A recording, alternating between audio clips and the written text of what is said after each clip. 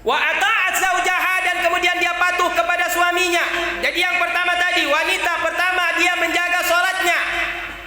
Tidak pernah dia meninggalkan sholat 5 waktu. Kalaupun dia tinggalkan, dia menyesal dan istighfar, minta maaf, minta ampun, dan taubat, tidak akan mengulang kembali meninggalkan sholat 5 waktu. Ini satu, pertama istri yang soleh. Yang kedua, dia menjaga puasa di bulan suci Ramadan ketika tidak ada halangan, tetap dia tunaikan kewajiban puasa kepada Allah Ta'ala di bulan suci Ramadan. Yang ketiga, hafazat farjaha, dia menjaga kehormatan dirinya, menjaga kemaluannya. Yang keempat, wa ata'at zaujaha, dia taat dan patuh kepada suaminya.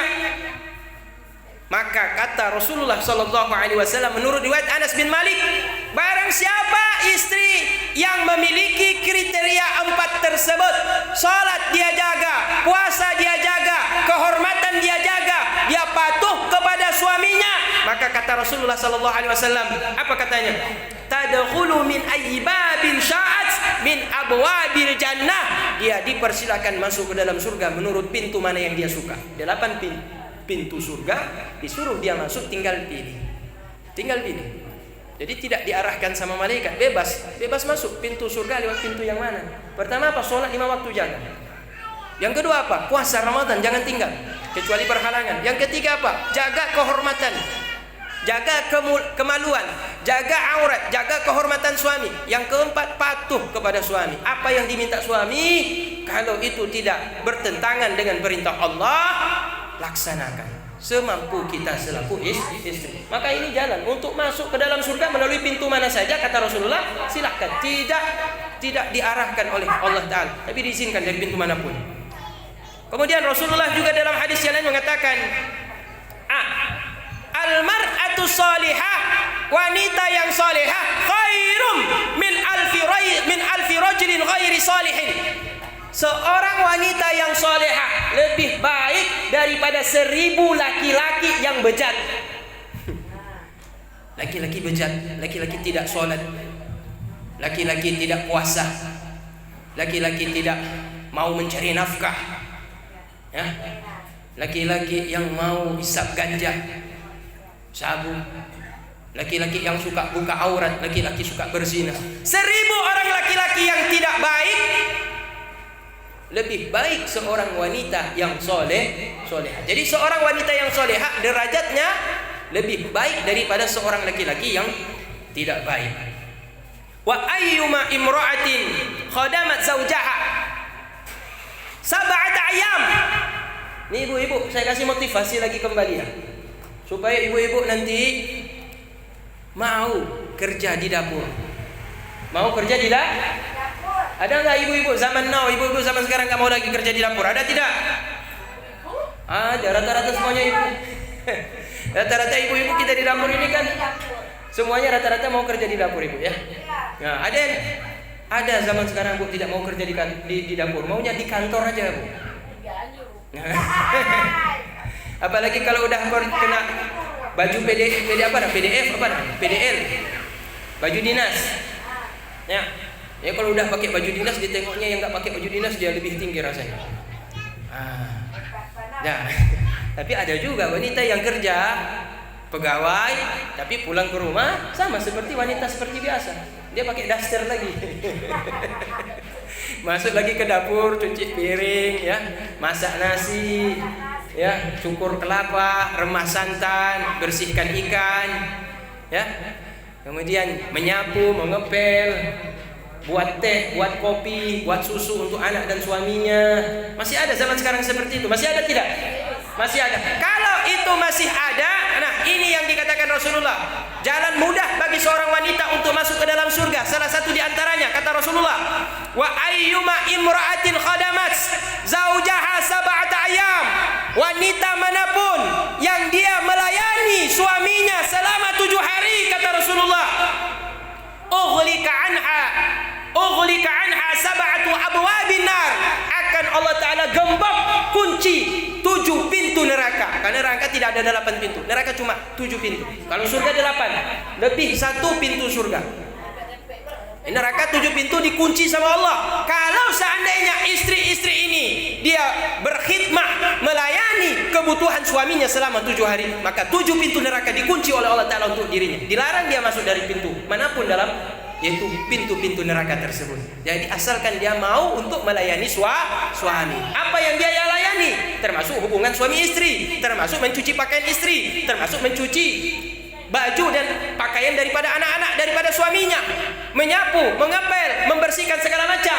Meskipun ini secara hukum fikih tidaklah menjadi kewajiban daripada si istri. Istri tidak berdosa kalau tidak menyapu di rumah ya. Maka jangan marah kepada istri kalau istri tidak menyapu di rumah. Istri tidak berdosa kalau istri tidak mencuci baju suaminya ya. Karena tidak berdosa istri kalau tidak mencuci baju suami. Istri tidak berdosa kalau tidak masak makanan daripada suami dan anak-anaknya ya. Karena memaksa itu bukan kewajiban daripada istri. Istri tidak wajib membuat kopi ketika disuruh oleh suaminya, kecuali diperintah oleh suaminya. Tapi kalau tidak diperintah, apakah wajib dia buat kopi untuk suaminya? Tidak wajib. Karena membuat kopi itu bukan kewajiban daripada istri. Apa kewajiban istri? Ketika diajak berhubungan oleh suami, dia ikuti tanpa ada alasan. Kalau ada alasan, boleh dia menolak. Tapi kalau tidak ada alasan, malaikat dari 7 langit, mulai 7 langit yang paling tinggi sampai bawah mengutuknya, dan semua yang ada di bumi ini mengutuk wanita tersebut kecuali 2 kelompok, jin dan manusia. Jadi wanita-wanita yang diajak berhubungan suami istri oleh si suami dan dia menolak tanpa ada alasan, maka dikutuk oleh Allah Ta'ala dan semua penghuni langit dari langit pertama sampai langit ke-7 dan semua penghuni bumi ini kecuali 2 kelompok yang tidak mengutuknya, yaitu jin dan manusia. Jadi itu hukuman bagi istri yang tidak mau mengikuti permintaan suami berhubungan suami istri sementara dia tidak punya alasan. Tapi kalau alasannya, abang capek kali tadi bang, jadi baju saja 20 buah, 20 lusin saya setrika, saya cuci, saya jemur. Oh, kakak hanapu malamnya hanapu. Jadi itu dimaklumi dan tidak berdosa. Tapi istri ada pembantu disewa. Tukang cuci baju ada pembantu, tukang menyapu ada pembantu, tukang masak ada pembantu. Lantas istri alasan apa? Dari tadi pagi tidur, siang tidur, malam diajak tidur dengan suami tidak mau. Maka dilaknat sama Allah Ta'ala.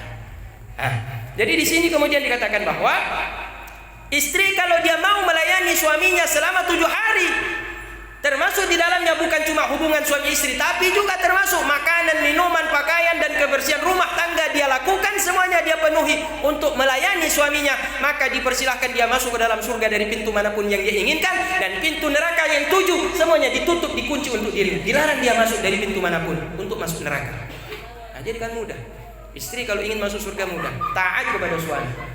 Ya. Kemudian di dalam hadis yang lain juga, kadang-kadang istri-istri ini kadang-kadang juga ada yang tidak karena kekurangannya ilmu agama, kemudian dia berkeluh kesah dengan nasibnya. Pakon don lagi, ilonyo ada haid, datang bulan lah, segala macam lah. Mangat urung agam anak haid. Urung agam anak haid. Kalau wanita berhaid di bulan Ramadan, maka dia tidak wajib berpuasa, tapi wajib mengqadha. Puasa mengqadha Ramadan di luar Ramadan lebih berat puasa di luar Ramadan daripada puasa dalam Ramadan. Kenapa? Karena puasa di Ramadan orang ramai puasa. Tapi wanita haid tidak puasa dalam bulan Ramadan 7 hari karena berhaid tidak puasa. Wajib diqadha di luar Ramadan. Cukup berat. Karena orang lain sedang makan, dia sedang puasa. Maka kadang-kadang wanita kemudian dia berkata-kata yang tidak pantas. Apa perkataan yang tidak pantas? Dia mengatakan, kamu nyong pakon lagi nyong Allah Ta'ala. Ana adil Allah. Pakon jok haid pak kamu. Maka disinilah jawabannya. Kenapa Allah Ta'ala menurunkan darah haid kepada kaum wanita? Ada hikmahnya dalam agama. Diriwayatkan daripada ummahatul mukminin, ibunya kaum mukminin semuanya, Aisyah radhiyallahu anha. Aisyah putrinya Abu Bakar, istrinya Rasulullah, meriwayatkan hadis dari Rasulullah bahwa Rasulullah sallallahu alaihi wasallam mengatakan, "Ma min imra'atin tahidu illa haiduha kafaratun lima madha min dhunubiha." Tidak ada seorang wanita pun yang berhaid melainkan adalah darah haidnya itu menjadi penebus bagi dosa-dosanya di masa lalu. Jadi coba, darah haid itu menjadi penebus dosa wanita yang berhaid, yang dosa itu pernah dia lakukan di masa lalu. Dosa meninggalkan sholat, dosa tidak menutup aurat, dosa memaki-maki suami, dosa dia berghibah, membicarakan aib orang, dosa-dosa yang lain. Ketika dia datang haid, dia ikhlas, maka kemudian Allah Ta'ala hapuskan dosa wanita yang berhaid itu, yaitu dosa-dosa yang telah berlalu. Wa in qalat fi awalil yaumi alhamdulillah ala kulli hal. Kalau seorang wanita, ya ini perhatikan ibu-ibu, nanti bapak-bapak kalau punya anak gadis yang baru turun haid, ajarkan ini kepada anak-anak gadis oleh bapak-bapak yang diberikan anak putri dan anak gadisnya itu sudah mulai dewasa. Biasanya dewasanya anak gadis ini kelas 1 MC. Ada juga yang masih kelas 6 SD itu sudah balik kan? Ada yang kelas 1 MC, 1 SMP, ada yang kelas 2, tergantung kesuburannya. Apa yang kita ajarkan kepada anak gadis kita, putri-putri kita? Tapi kalau ada ibu-ibu sudah punya 3 anak tapi nggak tahu doa ini, berarti kurang mengaji. Kurang mengaji, kurang ikut majelis pengajian, atau kurang suka dengar ceramah. Apa doanya? Kalau pada hari pertama dia datang bulan, keluar darah, di hari pertama itu dia mengatakan dengan ucapan zikirnya, doanya, alhamdulillahi ala kulli hal. Alhamdulillahi ala kulli hal. Segala puji bagi Allah atas segala keadaan. Dia memuji Allah Ta'ala bagaimanapun keadaan dirinya. Dalam keadaan suci dan tidak suci, dia selalu mengucapkan alhamdulillah. Selalu bersyukur kepada Allah. Keluar kata-kata pujian kepada Allah sebagai bentuk syukur. Tidak mengeluh. Meskipun dia keluar darah, tapi tidak menjadi sesuatu yang merugikan bagi dirinya. Maka dia berkata alhamdulillah ala kulli hal ketika darah yang pertama turun. Kemudian dia beristighfar kepada Allah. Dia mengatakan kata-kata astaghfirullah min kulli dzambin. Hamba mohon ampun kepada Allah dari segala dosa-dosa. Apa yang diberikan Allah Ta'ala kepada wanita yang hari pertama datang darah haid tersebut? Dia mengucapkan alhamdulillah ala kulli hal, astaghfirullah min kulli dzambin.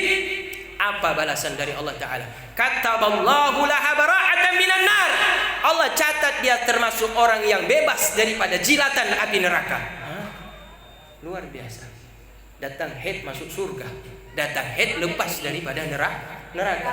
Maka kalau wanita berhaid ini jangan mengeluh, justru mengucapkan alhamdulillah ala kulli hal. Segala puji bagi Allah ke atas setiap keadaan. Nah, itu diajarkan bapak-bapak nanti kepada anak-anak gadisnya. Nah, kamu udah datang haid hari pertama nih, dah baca nih alhamdulillah ala kulli hal. Segala puji Allah, segala puji hanya bagi Allah atas segala keadaan. Ucapkan lagi yang kedua, astaghfirullah min kulli dzambin. Hamba mohon ampun kepada Allah dari segala dosa-dosa. Maka Allah Ta'ala akan mencatatnya termasuk orang yang lepas daripada jilatan api neraka. Wajawazan ala sirat, dan dia akan melintas dengan mudah di atas titian rambut yang dibelah 7. Jembatan tuh tipis sekali. Ibarat rambut itu pun dibelah 7 saking tipisnya, dan kita harus melintasi itu untuk sampai ke surga. Karena di bawahnya itu ada menganga, di bawahnya jurang neraka jahanam. Di bawahnya ada menganga jurang neraka jahanam. Bapak Ibu yang dimuliakan Allah Subhanahu wa taala. Ketika Rasulullah bertanya kepada malaikat Jibril, "Ya Jibril, ausifni, tolong ceritakan kepadaku bagaimana gambaran neraka." Maka Jibril menceritakan, "Ya Muhammad." Tiba-tiba Jibril datang menangis. Turun. Kemudian Jibril dalam keadaan ketakutan, dia ingin memberikan kabar ini kepada Rasulullah, tapi Jibril wajahnya seperti takut.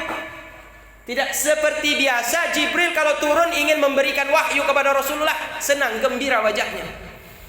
Tapi kali ini Jibril turun dengan wajah seperti orang takut. Jibril kata Rasulullah, "Ya Jibril, ada apa?" "Ya Rasulullah, pada hari ini neraka sudah dihidupkan apinya oleh Allah Ta'ala. Hari ini, kata Rasul, iya ya Rasulullah, hari ini api neraka mulai dihidupkan oleh Allah Ta'ala. Jadi mulai sejak Rasulullah didatangi Jibril itu, api neraka itu udah hidup. Sampai sekarang ini dia membara terus nih. Api neraka itu udah dihidupkan sama Allah Ta'ala, siap menampung orang-orang durhaka. Kemudian Jibril ditanya Rasulullah, ya Jibril, ceritakan kepadaku bagaimana keadaan neraka. Kata Jibril, wahai Muhammad, neraka penghuni yang paling dasar dihuni oleh orang-orang yang kafir munafik. Orang-orang kafir munafik, orang-orang yang durhaka kepada Allah, dan termasuk di dalamnya adalah tokoh-tokoh kafirnya. Siapa mereka? Termasuk di dalamnya adalah Fir'aun. Nah, termasuk di dalamnya Raja Namrud, Qarun, Haman. Termasuk di dalamnya adalah Raja Abraham.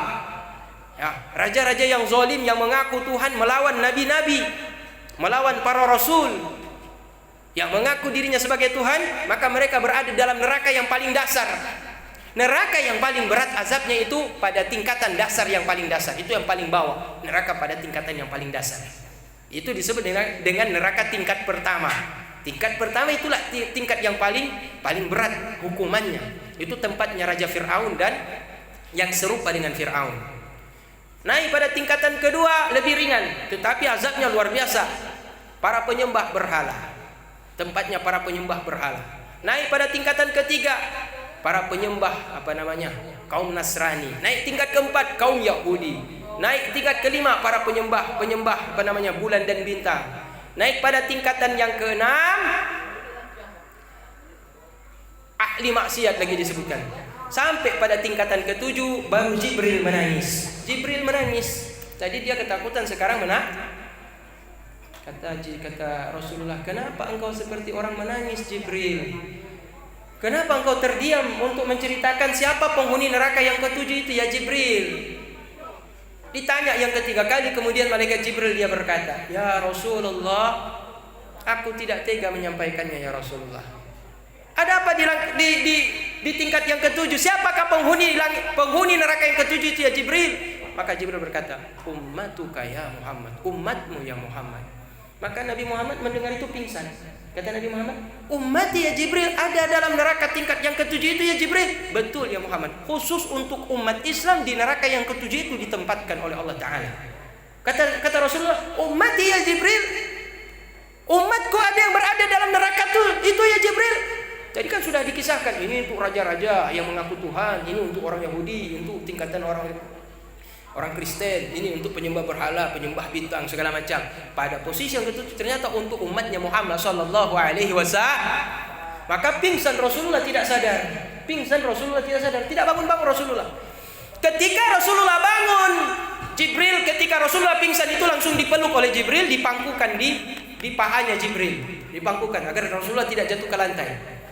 Maka dipangkukan ke pahanya Rasulullah, ke pahanya Jibril. Nah, Jibril waktu itu menyerupai sosok manusia. Biasanya Jibril kalau turun tuh dia berbentuk seperti laki-laki pemuda yang tampan.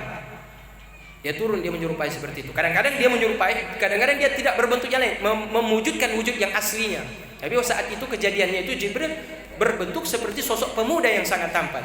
Kemudian ketika Rasulullah pingsan, cepat dipangku oleh Jibril, kemudian ditaruh di pahanya. Ditunggulah Rasulullah itu sadar.